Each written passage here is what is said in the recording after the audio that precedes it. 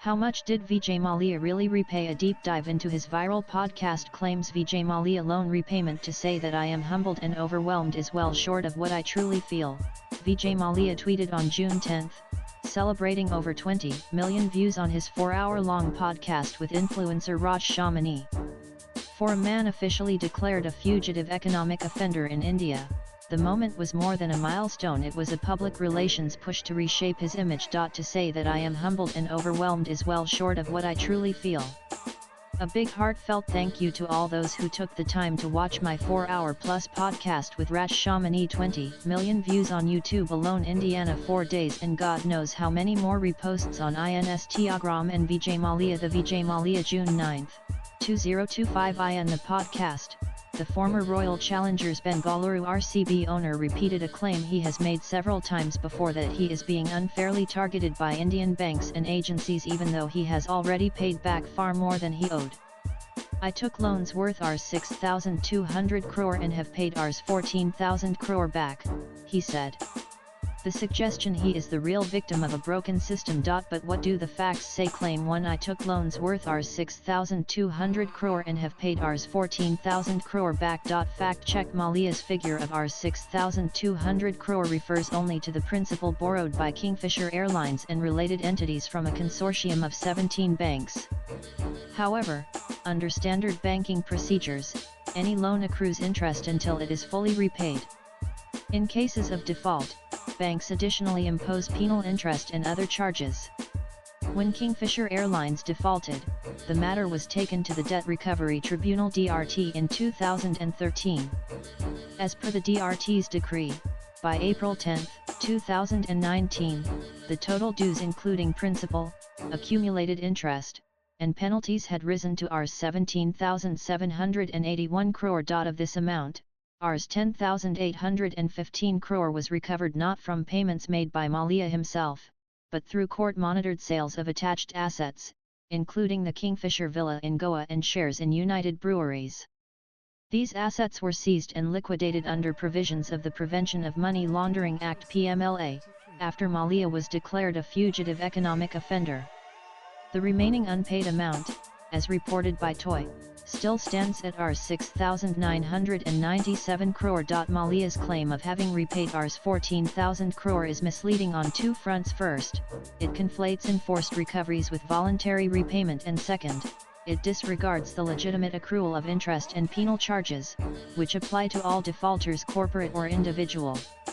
The Rs 14,000 crore figure appears to aggregate court-ordered recoveries and asset sales made without his cooperation. In financial and legal terms, repayment implies voluntary settlement of dues by the borrower. That did not happen in this case. Claim 2: I have committed no fraud. I always intended to repay. Fact check: Mallya frames his actions as an unfortunate consequence of business failure, suggesting that his intention to repay should absolve him of wrongdoing. However, Indian law, particularly under the Reserve Bank of India's guidelines, makes a clear distinction between business failure and willful default. A willful defaulter is someone who has the capacity to repay but chooses not to. In Mallya's case, Indian banks officially declared him a willful defaulter, which means he had both the means and opportunities to repay, but deliberately defaulted. Further, investigative agencies like the Enforcement Directorate (ED) have unearthed substantial evidence of fund diversion. Approximately Rs 3,500 crore out of the borrowed sum was not used for operational expenses of Kingfisher Airlines, but instead diverted to entities such as the Force India Formula One team, and to support personal luxury expenditures.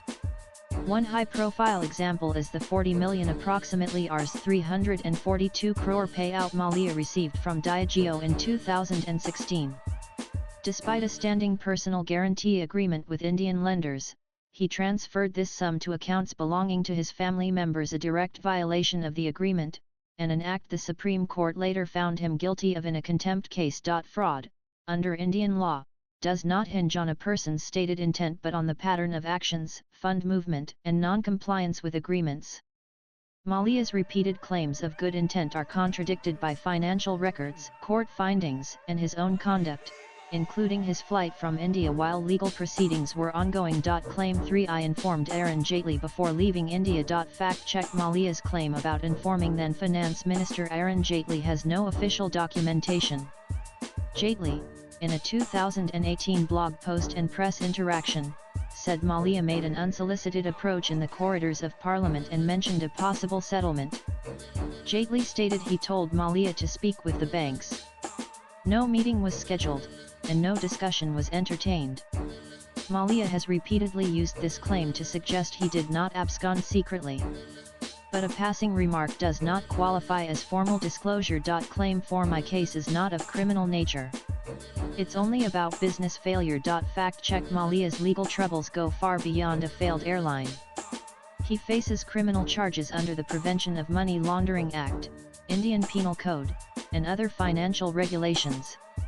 In 2022, the Supreme Court sentenced him to 4 months imprisonment in a contempt case. Separately, a non-bailable warrant was issued in a service tax evasion case where Rs 100 crore collected from customers was not deposited with the government. His extradition has also been approved by a UK court, though delayed by pending asylum-related appeals. This is not a civil default, it's a layered legal case involving fraud, evasion, and willful deceit. Claim 5 My company's assets were undervalued. Fact check Mallya claims his assets were sold below their real value during recovery. However, there is no credible evidence showing that the banks undervalued his properties. In fact, when applying for loans, Mallya had submitted inflated estimates, including valuing Kingfisher Airlines at $500 million, far above what the company was realistically worth, given its poor financial performance. When banks tried to recover dues, they auctioned attached assets such as the Kingfisher Villa and UB shares. These were sold under court-monitored public processes that followed due legal procedures, including open bidding. The lower sale prices were likely a result of legal complications, reduced brand value, and distressed sale conditions, not undervaluation by banks. There's no independent valuation or legal finding that supports Mallya's assertion of systemic undervaluation. Instead, the inflated figures during borrowing and his failure to repay left banks with limited options for asset realization. Claim 6 I never misused company funds. Fact check the ED tracked Rs 241 crore transferred from Kingfisher Airlines accounts to the Force India F1 team. In addition, Mallya used Rs 100 crore to operate a personal aircraft, costs borne by a debt-ridden airline. He also made foreign property acquisitions amounting to Rs 330 crore while Kingfisher employees were going unpaid. These findings, based on transaction records and corporate audits, clearly show that company funds were redirected to sustain personal and unrelated commercial interests. Claim 7 I never denied salaries or dues to employees. Fact check Kingfisher Airlines stopped paying salaries by MID 2012. Employee PF contributions and deducted taxes, amounting to Rs 371 crore, were not deposited with the authorities. Protests and hunger strikes were staged across the country. Meanwhile, Mallya maintained a high-profile lifestyle, attending IPL matches, hosting parties on his yacht, and retaining ownership of luxury properties abroad even as his employees struggled to survive. This disproves his claim of financial helplessness and contradicts his statement about employee compensation. Claim 8 I was advised by Pranab Mukherjee to not shut Kingfisher during the 2008 crisis. Fact check Mallya cites a verbal exchange with the late Finance Minister Pranab Mukherjee as the reason he continued operations during a financially turbulent period. However, this anecdote has never been substantiated through any official record, and Mukherjee is no longer alive to confirm or deny the interaction. Even if such advice was given informally, it would not absolve a promoter of the responsibility to conduct sound financial assessments or uphold fiduciary duties. Claim 9 I used my own funds to settle loans. Fact check Mallya suggests he personally repaid the banks, but there is no record of any voluntary payment made by him after he left India in 2016.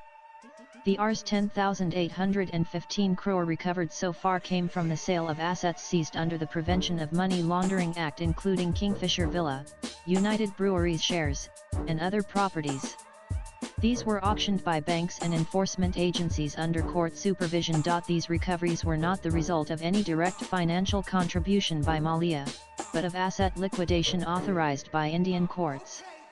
By definition, this does not qualify as personal repayment. Mallya's role in these recoveries was not cooperative, it was compelled by law. Claim 10. The media is biased and out to get me. Fact check. The accusations against Mallya are backed by extensive investigative findings from Indian agencies ED, CBI, SFIO, International Cooperation, UK court rulings, and Supreme Court orders. The label of fugitive economic offender was formalized under a law passed in 2018 largely due to high-profile cases like his. Media coverage may shape perception, but his legal troubles are rooted in well-documented legal violations. Nanan Mallya's podcast may have drawn millions of views, but public sympathy and social media traction do not erase the financial, legal, and criminal realities surrounding his case. His key claims, from repayment figures to asset undervaluation, employee dues, and misuse of funds, are contradicted by court-monitored recoveries, enforcement findings, and bank records. Swipe left for next video. He remains a declared fugitive economic offender with an outstanding liability of nearly Rs 7,000 crore. Investigations have established fund diversion, willful default, and procedural violations.